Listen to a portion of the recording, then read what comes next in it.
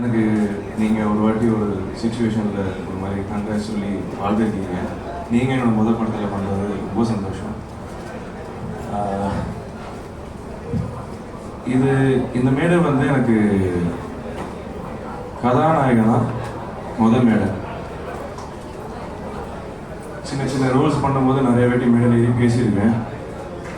எனக்கு வந்து நிறைய நன்றிகள் சொல்ல வேண்டியது, மனசுக்குள்ள நிறைய நன்றிகள் தான் இருக்குது. அதில் முதல்ல ப்ரெஸ் அண்ட் மீடியா. நான் அவ்வளோ ஸ்டார்ட் பண்ணும்போதெல்லாம் அவ்வளோ எனக்கு வந்து எப்படி சொல்கிறது, தெரிஞ்சவங்க மூலம் ஒரு இதுவெல்லாம் கிடையாது. ஆனால் அவ்வளோ பெரிய படங்கள்லையோ இல்லை அவ்வளோ அதிகமான ஸ்டார் காஸ்ட் இருக்கிற படங்களில் நீங்கள் ஒவ்வொரு எழுத்து வடிவத்துலேயோ இல்லை ஒரு வீடியோ ரிவ்யூவாகவோ ஸ்பெஷலாக மென்ஷன் பண்ணி என் நேமை சொல்லி ஆரம்பத்துலேருந்து நீங்கள் வந்து எனக்கு பாராட்டு தெரிவிச்சிருக்கீங்க.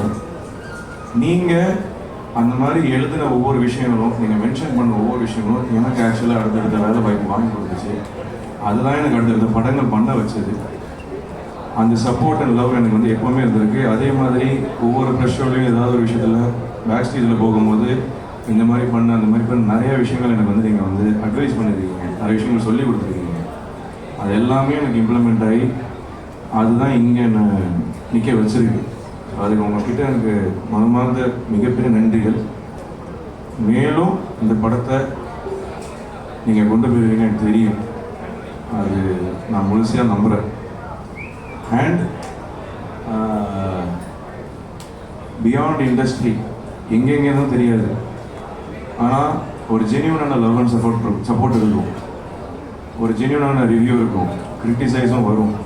இது இது இது இது மாதிரி இருந்தால் நல்லாயிருக்கும், அந்த மாதிரி இருந்தால் நல்லாயிருக்கும், இது சூப்பராக இருக்குது, அதுவாக இருக்குது.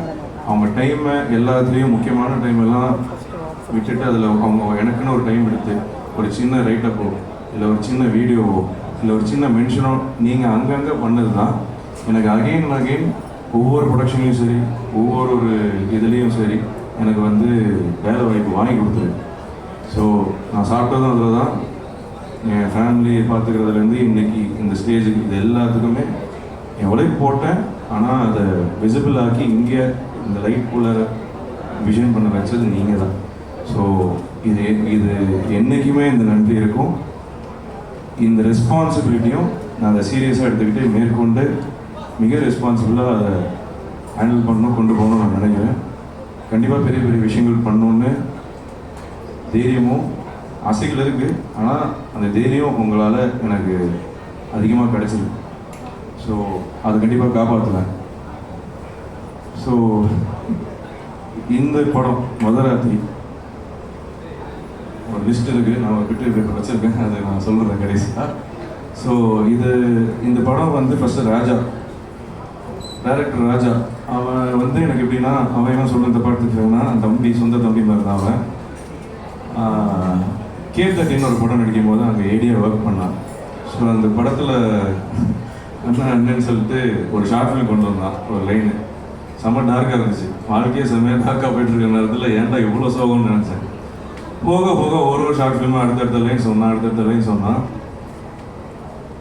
அப்போது கொஞ்ச நாள் கழிச்சு தான் இந்த மதராத்திரியோட வந்து ஷார்ட் ஃபிலிமாக வந்த கதை தான் இது. ஸோ இந்த லைன் வந்ததுக்கப்புறம் இது நல்லா இருக்குடா, சூப்பராக இருக்குது அப்படின்னு சொல்லிட்டு இதை பெருசாக பண்ணலாமா அப்படின்னு சொல்லிட்டு 6 வருஷம் ட்ராவல். இது ஏறாத தெருவில், ஏறாத மலையில், அப்படி இப்படின்னு கொண்டு போய் ஒரு பாயிண்டில் அவங்ககிட்ட நான் கிட்டத்தட்ட ஆக்சுவலாக கிவ் அப் பண்ணுற ஜோனில் ஆயிடுச்சு. எல்லாமே ஏன்னா எங்கே முட்டினாலும் போக மாட்டேங்குது, என்னடா பண்ணுறது அப்படிங்கிற மாதிரி ஒரு பாயிண்டில் நான் வந்து ஓகே டன் முடிச்சுக்கலாம், நீயே அதோ போயிடு, நீ பண்ணிடு, இன்வெஸ்ட் பண்ண அந்த இதில் விட்டு கொடுக்கல. அது வந்து பெரிய விஷயம். Love you and thank you.